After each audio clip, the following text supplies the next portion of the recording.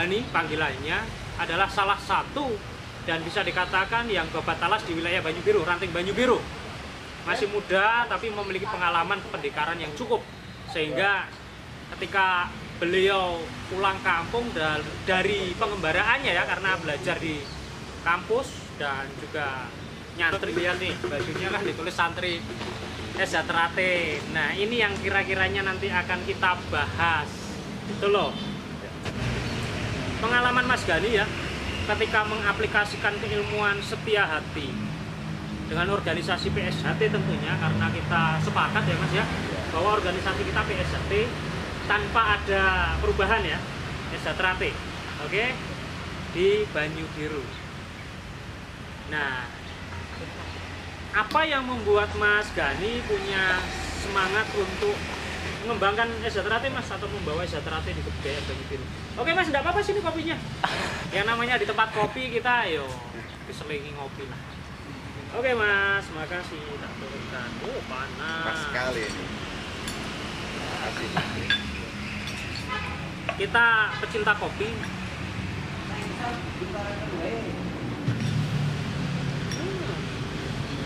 Langsung ya, kita akan ngobrol terkait apa tuh yang membuat Mas Gani ketika sudah selesai belajar pencak silat setia hati Teratai, kemudian selesai pula studi akademisnya, memutuskan untuk kembali Mas ke kampung halaman. Sementara biasanya anak muda yang merantau ke kota, ya merantau ke kota besar, punya mimpi untuk membangun karir di perkotaan, mungkin di ibu kota atau di kota-kota metropolitan. Yang membuat Mas Gani berkeinginan untuk pulang itu ngapain Mas? Dengan bekal ilmu akademik dan ilmu setia hati Teratai tentunya. Ya sebenarnya hanya menjalankan takdir aja ya. Ya sebenarnya pada intinya seperti itu, tidak lebih.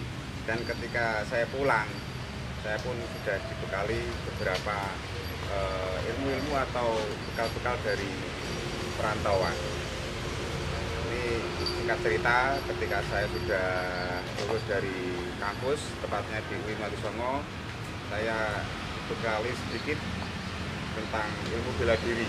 Nah, khususnya di setia hati Teratai ini.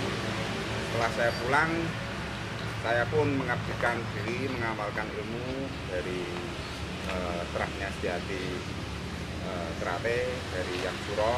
Ya setidaknya ada kebanggaan untuk mengamalkan ilmu, walaupun secara keilmuan pribadi saya masih di bawah rata-rata dari beliaunya. Enggak.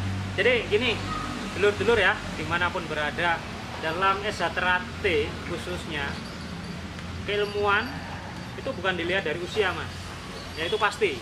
Jadi mungkin brandingnya itu sudah sepuh ya, tapi terkadang juga yang sepuh pun karena usia, waktu itu pelatihan, sehingga itu tadi keilmuan, intinya keilmuan jangan dilihat dari usia. Oke, ya. Itu ya. Dan perlu saya sampaikan di kesempatan yang lain, tempo hari saya ngobrol sebagai narasumber di channelnya Mas Beni Mas.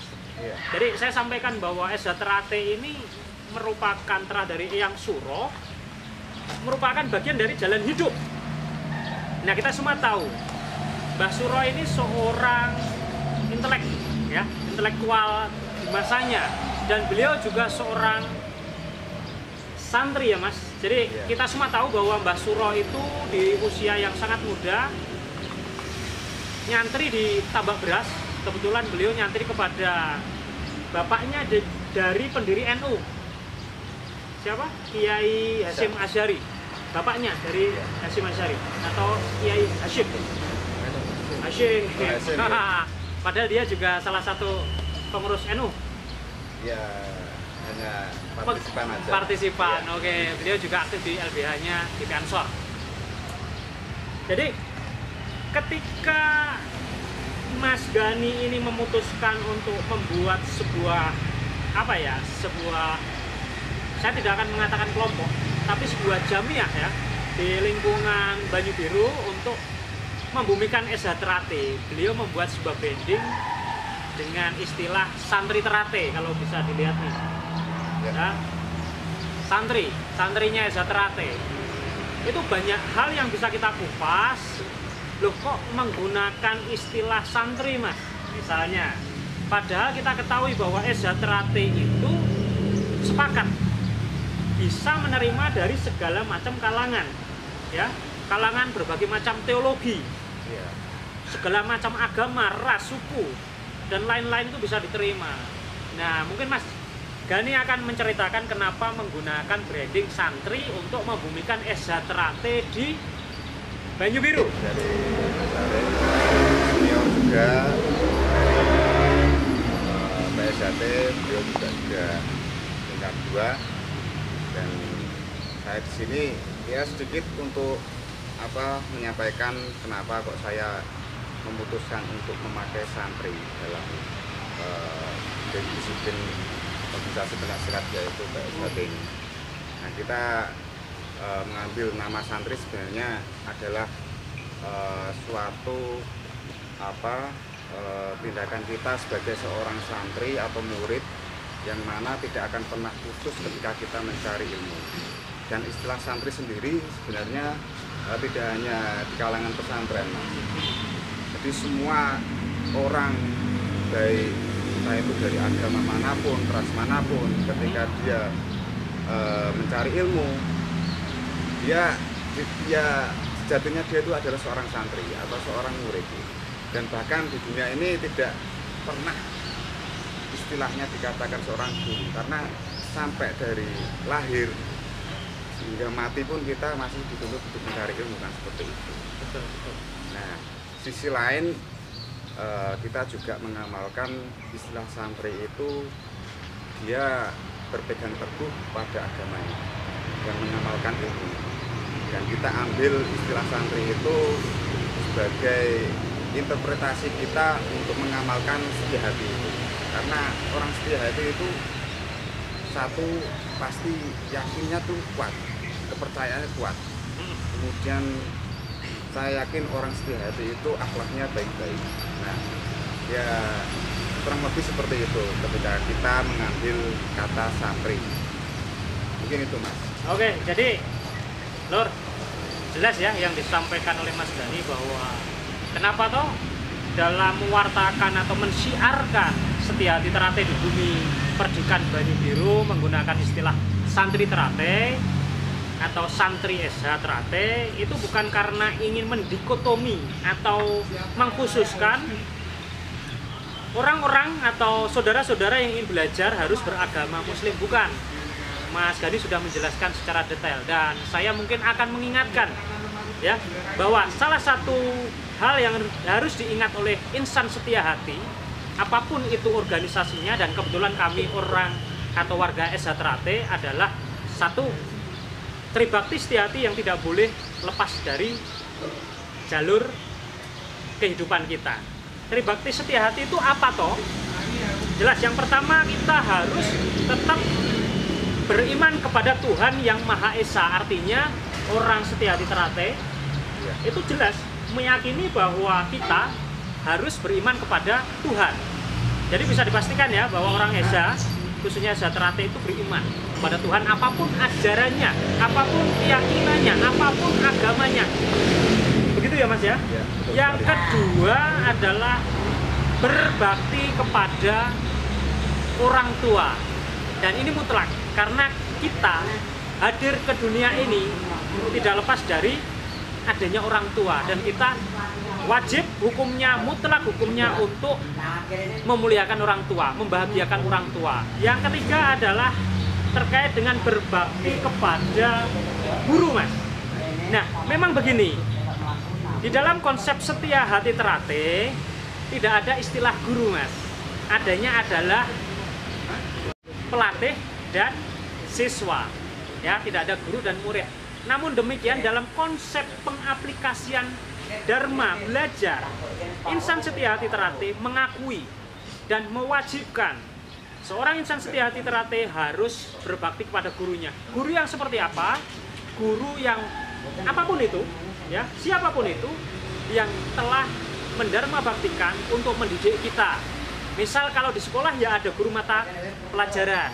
Kemudian kalau di kampus seperti saya yang bekerja di dunia pendidikan, dunia pengajaran, ya ada dosen yang harus kita berbakti. Karena apapun alasannya ilmu itu bersumber dari yang diajarkan oleh para guru kita. Kalau di kampung misalnya, ya ada para ustadz, ada guru pencaksilat misalnya.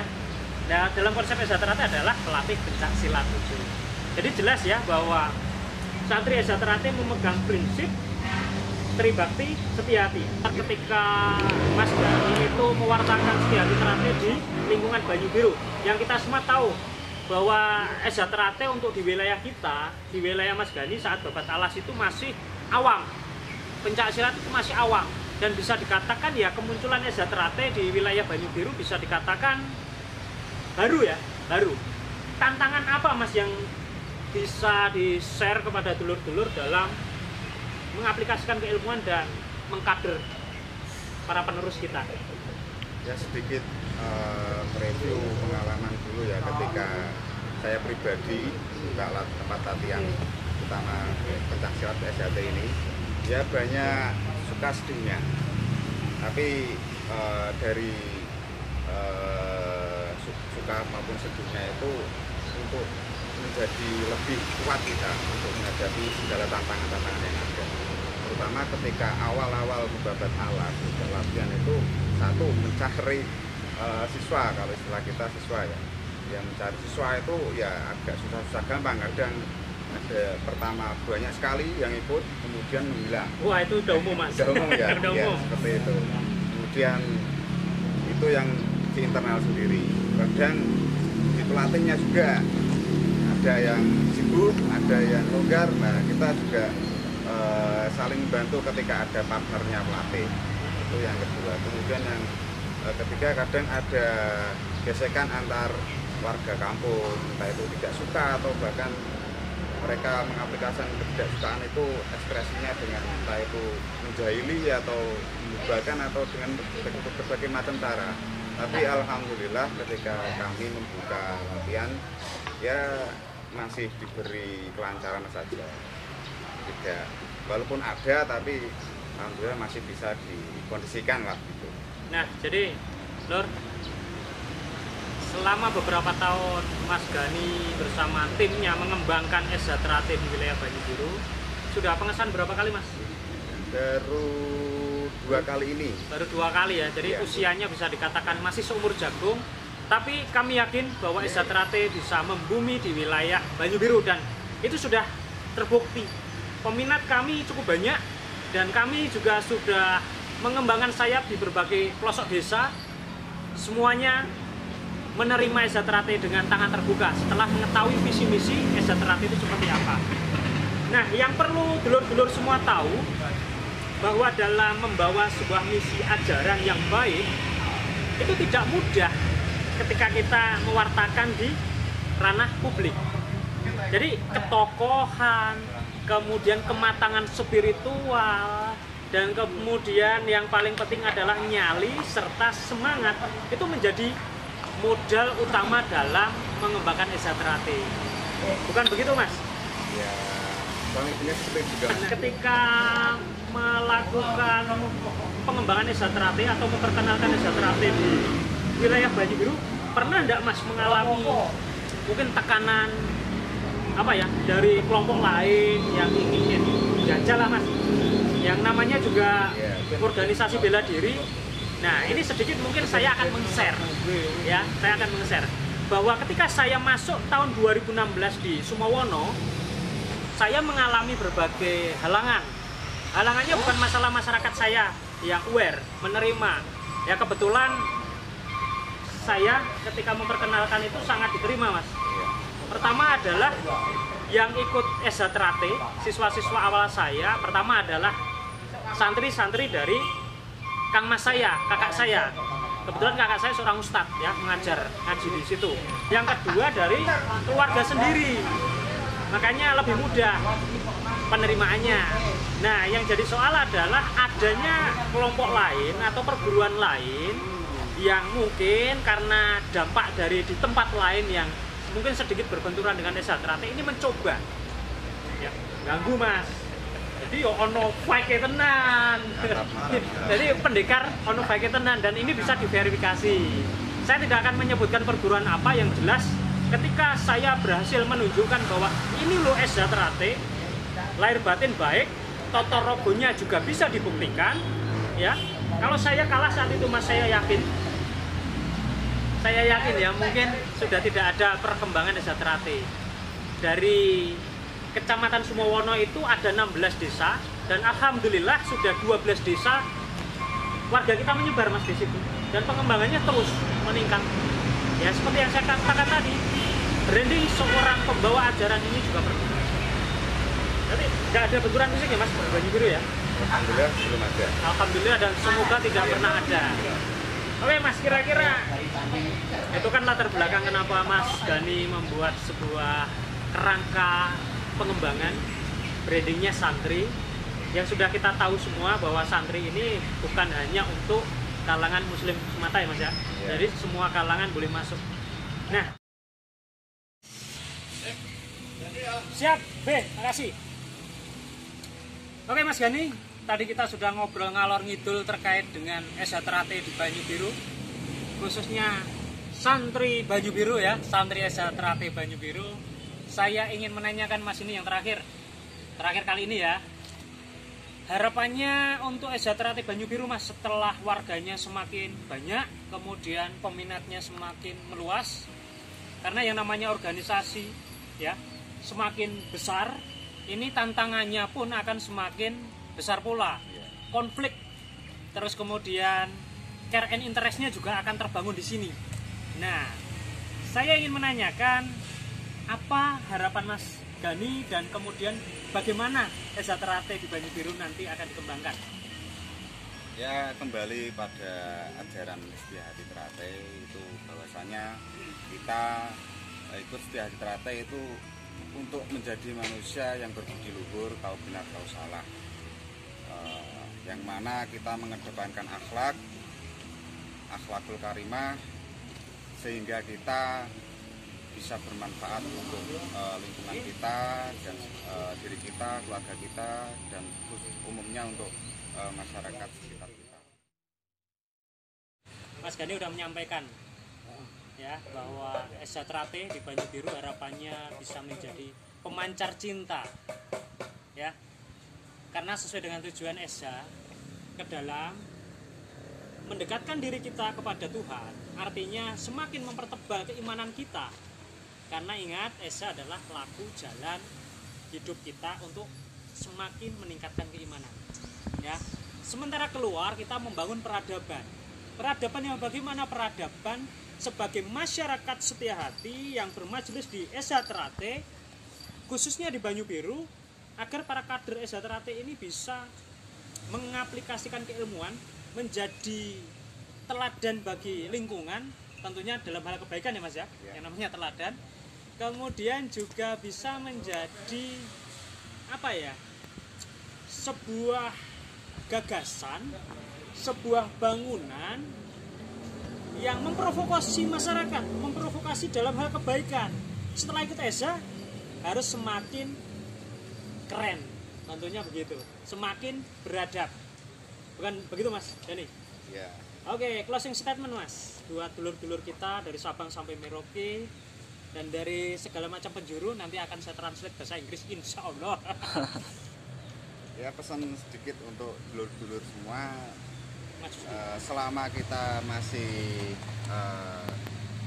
berlambang sama, itu kita juga diajarkan persaudaraan ya, jangan sampai membeda-bedakan saudara satu dengan yang lainnya, walaupun kita berbeda organisasi, agama, ras, suku, bangsa, kita tetap NKRI. Itu yang utama, dan yang paling utama khususnya kita amalkan ajaran berbudi luhur, tahu benar tahu salah. Man arafa nafsahu faqad arafa rabbahu. Karena siapa yang mengenal dirinya maka akan mengenal Tuhannya. Ya. Oke, terima kasih Mas Gani untuk waktu sore ini kita ngopi sambil ngobrol ya, yang namanya ngopi kan, ngolah pikir, ngobrol cantik tentang SH Terate. Kita sepakati SH Terate Jaya, NKRI harga mati, Pancasila abadi. Oke, sampai jumpa di kesempatan lain kita ngobrol terkait dengan SH. Dan tentunya saya akan ngobrol dengan generasi-generasi muda agar semakin memiliki semangat untuk mengembangkan setia hati. Terima kasih. Wassalamualaikum warahmatullahi wabarakatuh.